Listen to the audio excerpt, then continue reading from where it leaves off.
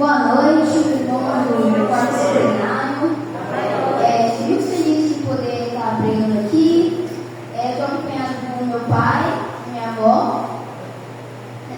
E antes de começar, eu queria fazer um agradecimento especial ao tio Band e à tia Sudeste, que foram eles que me convidaram. Eu espero que a mensagem que eu vou passar agora toque no coração de cada um de vocês. Eu, particularmente, sou uma criança muito curiosa. Eu gosto de ficar vendo coisas sobre ciência, teologia, Bíblia, sim, astronomia, outras coisas desse tipo. E o assunto central da pregação é algo que eu gosto muito, que são os 5 sentidos do corpo. Todo mundo sabe quais são. Temos o tato. O tato, ele é muito forte. O tato a gente consegue sentir se está quente, se está frio. A gente consegue ver se algo é curto, se algo é macio, se algo é ácido, se algo é liso. A gente também tem uma audição. Com ela a gente consegue ouvir uma música, a gente consegue ouvir alguém falando. A gente consegue ouvir bastante tudo. Também nós temos o paladar. O paladar que nos permite sentir todos os tipos de gosto. É tão bom quando você pega e saboreia uma comida deliciosa. Quando você pega e come, sei lá, um hambúrguer assim. Ou também temos o olfato. O olfato que a gente consegue sentir o cheiro de uma roupa cheirosa, uma roupa recém-lavada, uma flor, uma comida gostosa. A gente ainda pode comer. Só que ainda tem o último sentido para nós falarmos. É sobre esse sentido que a gente vai se concentrar aqui. Que no caso é a visão. A visão, assim como todos os outros, ela também é um sentido extraordinário. Com ela a gente consegue ler, a gente consegue ver uma imagem, uma foto, a gente consegue ver outra pessoa, a gente consegue escrever, eu estava escrevendo sem ver. E como iremos focar na missão hoje, a gente vai aprender, vamos ver como ela funciona. Aí, só que para a gente entender como que a visão funciona, vamos ter que entender como é que outra coisa funciona, que é o segundo órgão mais complexo do corpo, depois do cérebro, que é o olho. O olho funciona do seguinte jeito: ele tem as pálpebras. As pálpebras, que são, curiosidade, os músculos mais rápidos do corpo humano e que impedem a entrada de qualquer tipo de poeira ou sujeira dentro do olho. Ou seja, para a gente entrar no olho, a gente precisa de luz. Então a luz vem, bate, ela se prepara uma porta. Vou fazer um experimento? Feche os olhos. Agora, coloque o dedo indicador sobre um dos olhos. Não importa com o dedo indicador, não importa qual o olho, coloque. Colocaram? Agora, enche o olho de um lado para o outro. Sente um calombo quando você mexe? Essa é a córnea. Aí o que acontece? A córnea, ela é como se fosse uma película. Caso as pálpebras deixem escapar alguma poeirinha, alguma sujeirinha, a córnea não deixa isso entrar no olho. Daí ela não espaço da córnea. E como é que vai entrar no olho? Pela pupila, que é pro lado das íris. A íris, no caso, é a parte colorida do olho, aquela que a gente gosta de ter colorida, aquela que gosta de ter, eu falo de olho claro. Curiosidade aqui. Não sei se eu vou perceber, eu tenho olho verde. Só que, não tem um detalhe. Meu pai e minha mãe têm olho verde.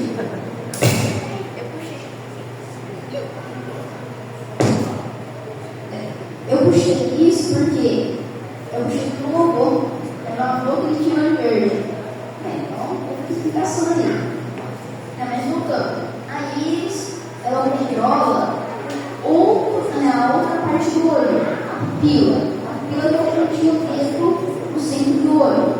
Ela, na verdade, não é pontinha, ela é pintada em cima do buraco. A luz entra por esse buraco e ela se depara com as lentes. Porque funciona o seguinte, ó. Se a luz entrar reta no olho, o objetivo é bater no fundo do olho. Se ela entrar reta, ela vai cumprir esse objetivo. Só que se ela entrar, exemplo, da diagonal, ela vai bater em qualquer lugar e não vai cumprir o objetivo de chegar no fundo do olho. Por isso, a gente tem as lentes. A lente, ela pega a luz e ela foca diretamente no centro, do fundo do olho. Aí, o que acontece? A luz é focada e ela vai parar na retina. A retina que fica no fundo do olho e produz a imagem, reproduz a imagem com a ajuda de duas estruturas: os cones e os bastonetes. Como é que isso funciona? Os cones, eles fazem as cores com o seguinte: eles têm 3 tipos de cores: azul, vermelho e verde. Essas cores, se a gente ficar misturando elas, misturando, uma hora vai sair todas as cores que a gente consegue enxergar com o nosso olho. Aí, também tem a outra estrutura, que são os bastonetes. Para que eles servem? Primeiro, para detectar níveis de luz, ou seja, se está claro, escuro, e também, ao mesmo tempo, para detectar tons de cinza, preto e branco. Ou seja, qualquer coisa que é preta, qualquer coisa que é branca, qualquer coisa que é cinza, os nossos bastonetes que estão detectando. Aí, com as estruturas, a retina pega a luz e transforma ela em imagem. Porque a curiosidade aí, essa imagem, dentro da retina, ela não é feita do jeito normal. Ela é feita de ponta cabeça, dentro da retina. Se a gente tivesse feito diretamente por ela, ela é feita de ponta cabeça. Mas enfim, beleza, mas está pronta. Aí, o que acontece? Ela é transformada em um sinal nervoso. Basicamente, é um sinal elétrico. Basicamente, esse sinal elétrico vai do olho, indo por um cordão óptico até o cérebro. Quando chega lá, o cérebro decodifica aquele sinal, vira uma cabeça, interpreta. E a gente está fazendo mensagens, tudo isso exatamente agora, você tem que perceber, em menos de 1 milissegundo, para você ver. Só que o mais impressionante é que mesmo com todo esse sistema complexo, tudo mais, a gente não está nem no top 10 de melhores visões do regional. Para vocês verem, mesmo com toda essa complexidade. Até porque, só dar um exemplo. O top 3 de melhores visões está com o Falcão. O Falcão pequenininho. Ele consegue ver, o peixe, desse tamanho, mais ou menos. Ele consegue ver a 1 quilômetro de altura. Parece grande, mas se você comparar no top 1, vai chegar lá. Em top 2, o abutre. O abutre, inclusive, é o animal mais alto do mundo, 10 quilômetros para cima. Aí, ele consegue ver um palmão, um ratinho, a 2,5 km. De novo, parece grande, mas olha o viu. A águia de asa redonda consegue ver uma lebre a 5 km de altura. A gente é praticamente cegos comparado com os animais. Tanto que a gente consegue ver, assim, não tem sentido de nada, na nossa visão mesmo, a gente consegue ver algo a 30 metros, mais ou menos. Depois disso, a gente não consegue ver mais. Para você ver. Inclusive, a gente está falando de visão, e visões têm diferença, né, de cada espécie de animal. Deixa eu dar um exemplo. Tem olho de cabra. Olho de cabra tem aquela pupila, que é o risquinho, tem um risquinho preto no olho, que é a pupila, só que esse risquinho é horizontal. Por que eu fiz isso? Porque se ela está de boa ali, ela precisa de uma visão tanto na frente quanto um pouquinho de costas. Porque daí, se vir um bicho atrás dela, ela já pode conseguir uma orientada e tentar correr. Né? Para você ver. E também outro exemplo é camaleão. Camaleão, não sei se vocês já perceberam. Camaleão, ele tem um olho. Com esse olho aqui, ele consegue estar olhando para lá. Com esse olho, ele consegue estar olhando para lá. Com esse olho de novo, ele consegue estar olhando para cima. Esse aqui, ele está olhando para baixo. Ele consegue mover os olhos independente do outro. Eu já poderia encerrar o sermão aqui, falando que Deus é maravilhoso e deu a cada animal quando tempo se adaptava, mas tem mais coisa para falar. Inclusive, essa diferença de visão vale até entre os diferentes gênero. Exemplo, mulheres, elas têm até uma visão mais periférica, mais de distinguir cores. Os homens têm uma visão mais central, uma visão mais focada no movimento e tudo mais. E, assim, como nós temos visões diferentes, Deus tem uma visão diferente da nossa. Até porque ele tem uma visão que ele consegue ver tanto o nosso exterior quanto o nosso interior. Eu estou falando de todos os nossos órgãos e, ao mesmo tempo, o nosso pensamento. E outra coisa que ele consegue ver isso dentro de nós, independente do lugar que a gente esteja, e ao mesmo tempo ele consegue ver a mesma coisa com todas as pessoas do planeta ao mesmo tempo. Todas as 8 milhões de pessoas que nascem aí. Para você ver. E a gente falou bastante sobre visão aqui. Né? E a pessoa, sobre a história que nós vamos estudar hoje, temos probleminhas de visão, digamos assim. Abram aí, em Atos, capítulo 9, a partir do versículo 3.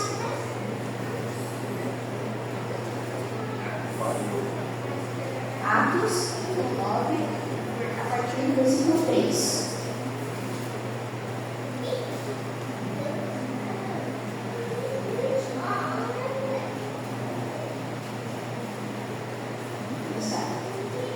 Em sua viagem, quando se aproximava de Damasco, de repente brilhou ao seu redor uma luz vindo do céu. Ele caiu por terra e ouviu uma voz que dizia: Saulo, Saulo, por que persegues? Saulo perguntou: Quem és tu, Senhor? Ele respondeu: Eu sou Jesus. A quem você persegue? Levante-se, entre na cidade. Alguém virá o que fazer. Os homens que viajavam com Saulo pararam enfurecidos. Ouviu uma voz, mas não viu ninguém. Saulo levantou-se do chão, abriu os olhos, mas não viu nada. Os homens o levaram para nós, aqui a gente está vendo a história de Saulo. Então, vamos comentar um pouquinho sobre ele. Saulo nasceu na cidade de Tarso, lá na Cilícia. Ele cresceu em um centro cultural grego. E ele dava seu voto ao extermínio de todos os cristãos que existiam. E tanto que ele até concordou, para você ver, ele concordou com a morte de Estevão. Estevão, o primeiro mártir cristão. Depois desse infeliz atentado, ele ainda conseguiu, olha isso, ele conseguiu uma carta que permitia ele fazer expedições para levar preso para Jerusalém todos os cristãos que existiam, independente se era homem, mulher, criança, se era cristão, ele levava preso. Só daí, em um certo dia, ele estava fazendo uma expedição para a cidade de Damasco.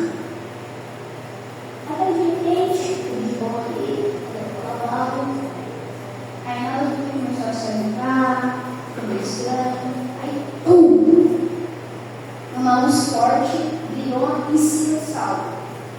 Tão forte que o cavalo derrubou Saulo no chão, saiu correndo. Então, na hora, Saulo começou a ouvir uma voz: Saulo, Saulo, por que persegues? Saulo, que estava meio assustado assim, perguntou: quem és tu, Senhor? E ele respondeu: eu sou Jesus. A quem você persegue? Vá, entre na cidade, alguém lhe dirá o que fazer. Então, Saulo levantou e quando levantou os olhos, não viu nada, estava cego. Então ele foi levado pelos homens que estavam com ele para Damasco até a casa de um homem chamado Judas. E lá ficou 3 dias totalmente cego, sem comer nem beber. Enquanto isso, Deus foi chamar um profeta dele, no lugar de Damasco, chamado Ananias. Então Deus foi lá e falou: Ananias totalmente respondeu: eis-me aqui, Senhor. Deus então disse: vá e procure para a casa de Judas, perguntando sobre um homem chamado Saulo de Tarso. Lá, curto da cegueira. Só que daí, Ananias, ele já estava esperto. Ele já sabia das coisas que Saulo estava fazendo, todas as restrições. Então, logo ele falou lá: mas Senhor, eu sei das coisas terríveis que esse homem fez. Só que aí Deus falou: vá, pois esse é o homem escolhido para pregar a palavra de Deus. Isso é uma coisa interessante até de olhar, porque Deus estava vendo algo que ninguém conseguia ver em Saulo. Isso é interessante. Mas aí, Ananias, ele foi andando, chegou na casa de Judas, bateu a porta e perguntou para Saulo. Aí ele achou sentado no banco. Ele foi até Saulo, pôs a mão nos seus olhos e disse: irmão Saulo, Deus me enviou para curar-te da cegueira e sejas cheio do Espírito Santo. E aqui vem uma coisa interessante da Bíblia. Isso é uma coisa na Bíblia, um livro de detalhes. Porque a Bíblia diz que a cegueira de Saulo caiu como se fossem escamas no chão. E na hora, Saulo voltou a ver. Na hora. E para você ter noção, esse episódio foi tão radical na vida de Saulo que ele trocou de nome para Paulo e passou a pegar a palavra. A palavra de quem ele desprezava, de quem ele queria matar. Para você ver que ninguém podia imaginar isso para ele, a não ser Deus.